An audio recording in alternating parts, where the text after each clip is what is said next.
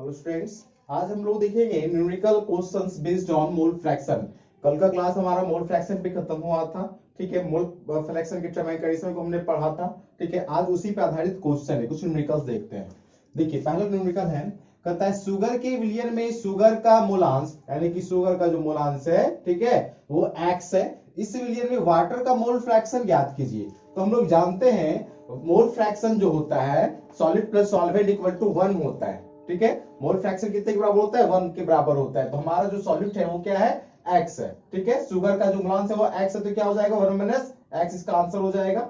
ठीक है, दूसरे क्वेश्चन की ओर बढ़ते हैं। ऑब्जेक्टिव क्वेश्चन है, दूसरे क्वेश्चन की ओर बढ़ते हैं। कहता है कि एक सॉल्यूशन में सॉल्यूट का मोल फ्रैक्शन 1/6 पाया गया है। मतलब एक विलियन में, ठीक है, घुल का, ठीक है, मोलांश 1/6 पाया गया है। इस विलियन में, ठीक है, घोलक का मोल फ्रैक्शन यानी कि मोल प्रवाह मोलांश ज्ञात करें। ठीक है, देखिए फिर से मैं क्वेश्चन पढ़ता हूं, ध्यान से देखिए। कहता है एक सॉल्यूशन में सॉल्यूट का मोल फ्रैक्शन 1/6 पाया गया है। इस सॉल्यूशन में सॉल्वेंट का मोल फ्रैक्शन ज्ञात करें।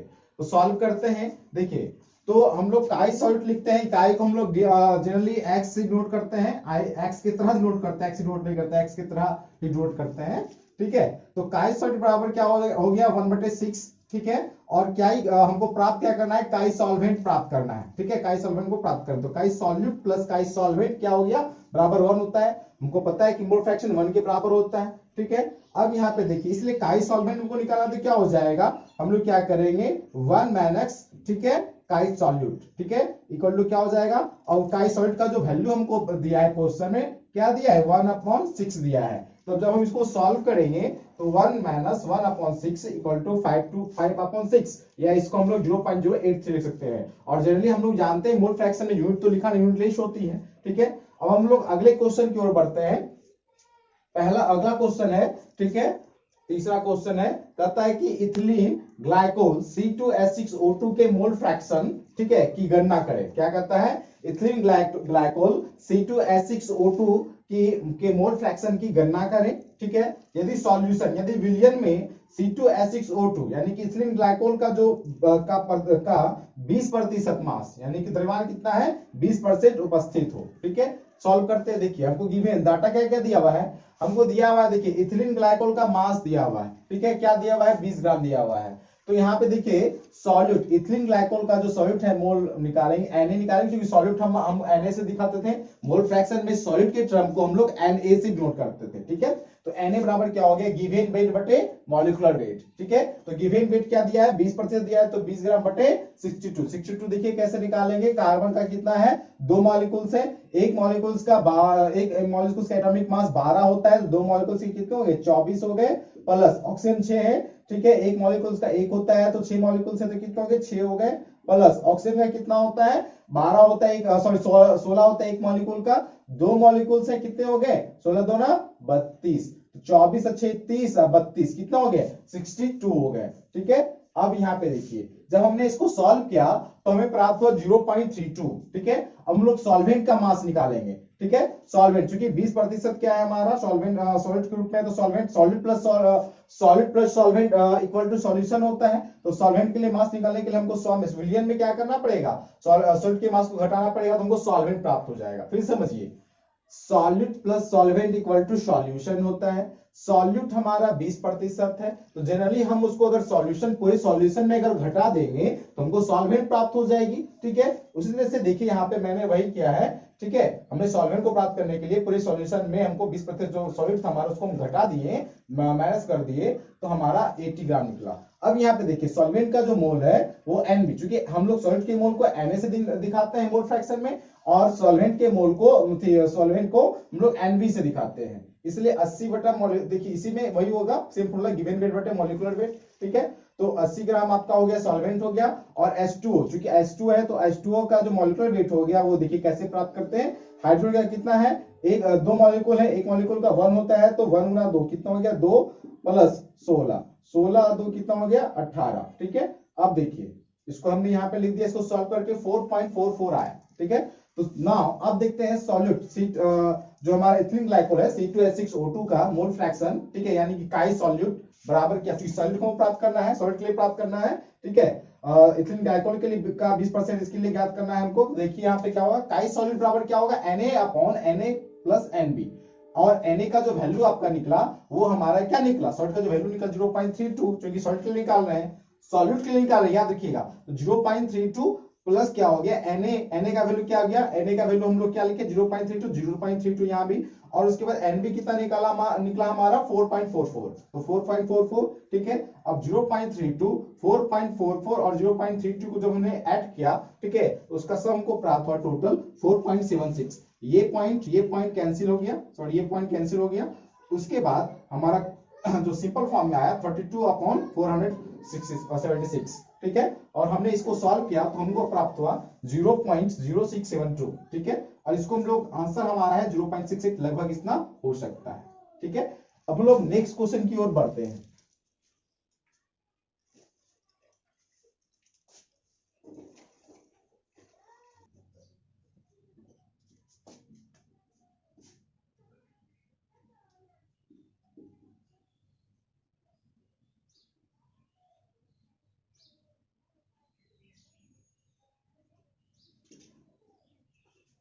चलिए स्टूडेंट्स देखते हैं इस न्यूमेरिकल को देखते हैं। देखिए अगला न्यूमेरिकल है, कहता है सोडियम हाइड्रोक्साइड एवं वाटर का मोल फ्रैक्शन। ध्यान से समझिएगा, क्वेश्चन कहता है कि सोडियम हाइड्रोक्साइड एवं वाटर का मोल फ्रैक्शन ज्ञात करें यदि सॉल्यूशन में विलयन में 20% द्रव्यमान के रूप में व्यक्त किया गया हो, ठीक है। जो सॉल्यूशन है वो कितना रूप में व्यक्त किया गया है, 20% द्रव्यमान के रूप में व्यक्त किया गया है, ठीक है। देखिए NOH सॉल्यूट का जो मास है वो क्या है हमारा 20 ग्राम है, ठीक है। H2O सॉल्वेंट का मास क्या हो जाएगा, तो हम क्या करेंगे पूरे सॉल्यूशन में से क्या करेंगे, सॉल्ट को अगर ऐड माइनस कर देंगे तो हमारा जो सॉल्वेंट जो रिजल्ट प्राप्त होगा वो हमारा सॉल्वेंट होगा। देखिए 100 में से 20 घटा दिया, हमारा 80 ग्राम प्राप्त हो गया, यानी कि ये सॉल्वेंट हो गया। तो NOH सॉल्यूट का मोल बराबर क्या हो जाएगा, गिवन वेट बटे मॉलिक्यूलर वेट। तो सोडियम हाइड्रोक्साइड का जो वेट मॉलिक्यूलर वेट होता है वो क्या होता है 40 ग्राम होता है, और गिवन वेट कितना दिया है हमें 20 ग्राम दिया हुआ है। इसको जब सॉल्व करेंगे तो 0.5 प्राप्त होगा, ठीक है। अब देखिए वाटर सॉल्वेंट का मोल क्या है, सॉल्वेंट का मोल तब कितना निकल गया हमारा 80 ग्राम निकाले हम लोग। उसके बाद फिर देखिए हमारा जो वाटर का जो मॉलिक्यूलर वेट होता है वो हमारा 18 ग्राम होता है, 18, ठीक है। तो 80/18 में हम जब इसको सॉल्व किए तो हमारा 4.444 समथिंग आया, बट हमने 4.44 को ही लिया, ठीक है। तो टोटल मोल क्या है हमारा, टोटल मोल है हमारा 0.5, टोटल मोल को ऐड करेंगे 0.5 और 4.44, तो हमारा जो कैलकुलेशन करके आएगा जो सम आएगा 4.94 के बराबर आएगा, 4.94। अब देखिए इसलिए काई जो है सॉलिड हमारा जो NOH है सोडियम हाइड्रोक्साइड जो है काई सॉलिड जो है हमारा, तो उसके लिए हम लोग क्या हो जाएगा NOH का मोल बटे टोटल मोल। तो NOH का जो मोल है सोडियम हाइड्रोक्साइड का जो मोल है वो क्या निकला है हमारा 0.5 है, और टोटल मोल क्या है हमारा 494 है, ठीक है। इसको सॉल्व करेंगे, सॉल्व करके हमको जो है हमारा प्राप्त होगा 0.101, ठीक है, 0.101 प्राप्त होगा। 0.5, ठीक है, 0.5 प्लस 4.44, 0.5 क्या है हमारा सॉल्यूट का मोल है, और 4.44 हमारा सॉल्वेंट का मोल है, ठीक है। जिसको सम करेंगे तो टोटल मोल हमारा 4.94 आएगा, ठीक है। इसलिए काई सॉल्यूट यानी कि इसको सॉल्यूट लिख सकते हैं हम,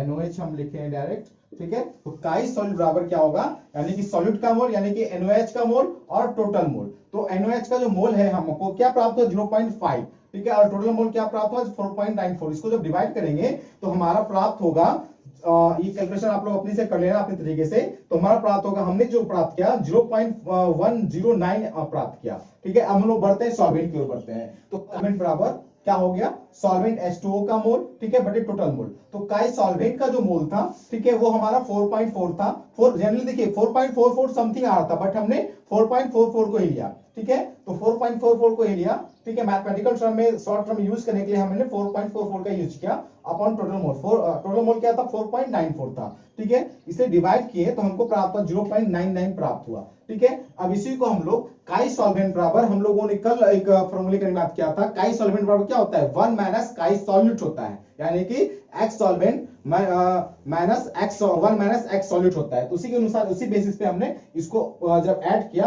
तो हमें प्राप्त हुआ 0.89, 0.99। थोड़ा सा वैल्यू डिक्रीज किया, डिक्रीज करने का वजह कारण क्या हो गया कि जब हमने इसको सॉल्व किया था तो 4.44 समथिंग कुछ आ रहा था, उसी वजह से कुछ वैल्यू डिक्रीज किया है। ठीक है, चलिए अब हम लोग देखते हैं रिलेशन को। ठीक है, कुछ यानी कि महत्वपूर्ण तथ्य क्या है, relation between molality and mole fraction, यानी कि मोललता और मोल प्रभाज के बीच में क्या संबंध है। पहला केस है, यदि सॉल्वेंट के रूप में वाटर हो तब एक्स सॉल्यूट यानी कि काई सॉल्यूट बराबर m अपॉन m, ठीक है, प्लस 55.5। तो m क्या है, वेयर m क्या है, वेयर m क्या है, m मोलालिटी है। m किसको रिप्रेजेंट करता है, मोलालिटी को। दूसरा केस है, यदि सॉल्वेंट के रूप में बेंजीन हो तब काई सॉल्यूट बराबर m अपॉन, ठीक है, m अपॉन m प्लस 12.8 का यूज करते हैं। ये हम न्यूमेरिकल में इसको सॉल्व करेंगे।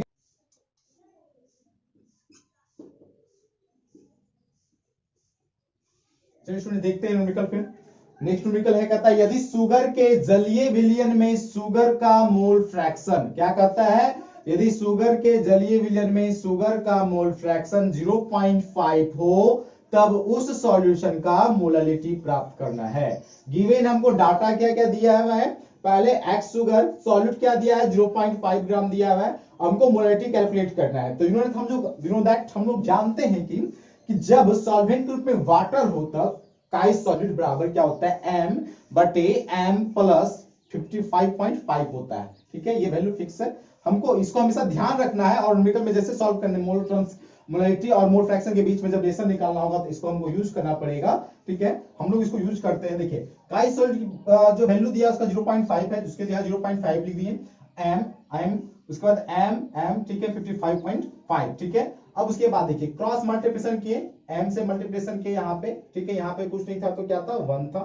ठीक है, तो m के इसके जगह m आ गया। अब उसके बाद देखिए 0.5 को m से गुना किए 0.5m, उसके बाद 0.5 को 55.5 से गुना किए तो हमारा प्राप्त हुआ 27.75। ठीक है, अब ये देखिए, अब हम लोग क्या किए कि m ये क्या उधर माइनस में चला गया तो क्या हो गया, m माइनस 0.5 m हो गया, बराबर क्या हो गया 27.75। ठीक है, अब क्या कि इस m में से एक m को कॉमन ले, कॉमन लेने के बाद क्या हुआ हमारा कि m 1 माइनस 0.5 बराबर 27.75। ठीक है, इसका जब सॉल्व किए तो हमको जो है कि 0.5 हुआ तो m इंटू में है, गुना में है, तो m गुना 0.5 बराबर 27.75। तो इसलिए m बराबर क्या हुआ, ये डिवाइड हो गया। ठीक है, इस डिवाइड होने के बाद देखिए यहाँ सिंपल फॉर्म में हम इसको लेकर के, सिंपल फॉर्म में लाने के बाद हम क्या किए, इसमें हम समान संख्या से ऊपर और नीचे गुना किए, गुना करने के बाद हमारा ये संख्या प्राप्त हुआ, इसको सॉल्व करके हमको 55.5 प्राप्त हुआ। अब हम नेक्स्ट न्यूमेरिकल की ओर आते हैं।